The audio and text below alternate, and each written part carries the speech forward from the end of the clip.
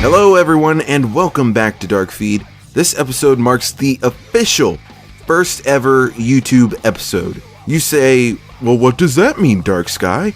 I'll tell you exactly what it means. First of all, a higher quality video. I can finally watch the opening title and not cringe at the sight of random pixelation. Second, no more worrying about whether or not the uploader will mess up my videos. Well, for the most part. Thirdly, we get it. It means less issues with the videos. Move on. Alright, fine. Have it your way. Oh, hi Zero. Welcome to DarkFeed. But on to the news. There's only two stories really worth talking about this week. The first of which is the announcement of Skyrim's first DLC. This DLC is known as Dawnguard. Bethesda got the name trademarked a while back, and it was speculated that it had something to do with the DLC. As it turned out, everyone was right. Not much is known about Dawnguard at the moment, but Bethesda says that more will be revealed at E3. The only thing we have to go off of is this picture of the Dovahkiin with glowing eyes. There's rumors growing around that the DLC has something to do with snow elves, crossbows, and vampires. After looking at the pic that Bethesda released, it certainly looks like vampires might be involved.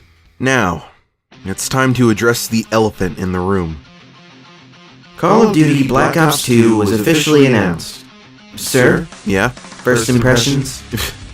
My first impression of BO2 was the same impression of every Call of Duty game that gets released. Which sounds a little something like, oh great, another COD game, let the shitfest begin. I see. Mind you that this is a Treyarch Call of Duty, so it's bound to be a lot better than Infinity Ward's Modern Warfare games. Now when I say better, I mean that I'm going to have a lot more fun playing it. The single player campaign in the first Black Ops was pretty solid for the most part. I liked the characters and the overall story of it. When it comes to the story of Black Ops 2, I am very happy to find out that Woods is still alive, you crazy son of a bitch, and that the story is taking place in two different time periods. The 80s and 2025. While this is the first time COD has taken a step into the future, it isn't anything we haven't seen before. It will be up to Treyarch to make it their own and separate it from other future warfare games. One thing that Treyarch seems to be doing differently is a branching storyline in the single-player campaign.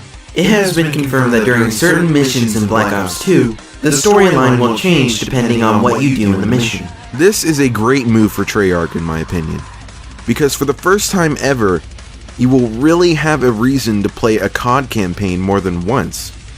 I mean sure, the story in Black Ops was pretty cool, but once I beat it I was all like, well, that was fun, on to some zombies. But with any game that has multiple endings, you almost have to play it more than once if you want the whole story.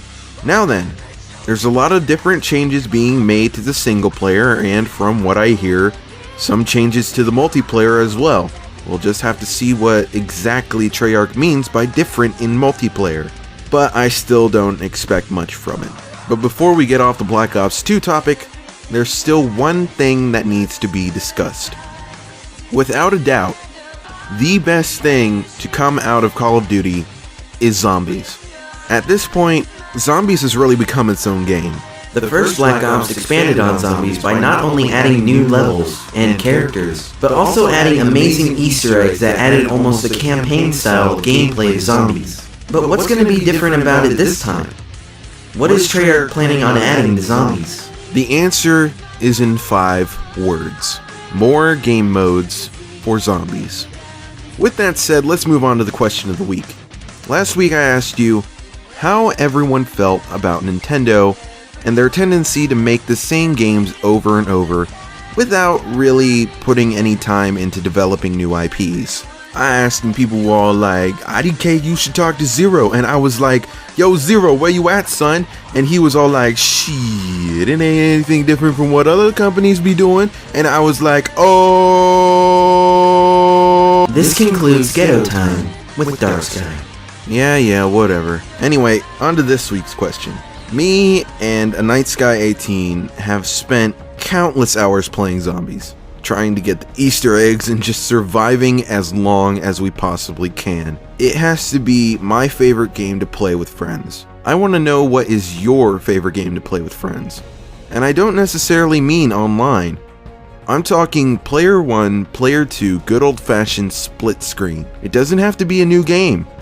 Maybe it was GoldenEye or Smash Brothers, or even Halo. So once again, the question is, what is your favorite game to play with friends split screen? Leave your answer down below in the comments. It doesn't matter whether or not it's on YouTube or Gaming Union, because I'm going to be checking both. Until next time, don't forget to follow me on the Twitters at GUDarkFeed, and check out my personal channel, The Dark Sky Kingdom. Later, guys.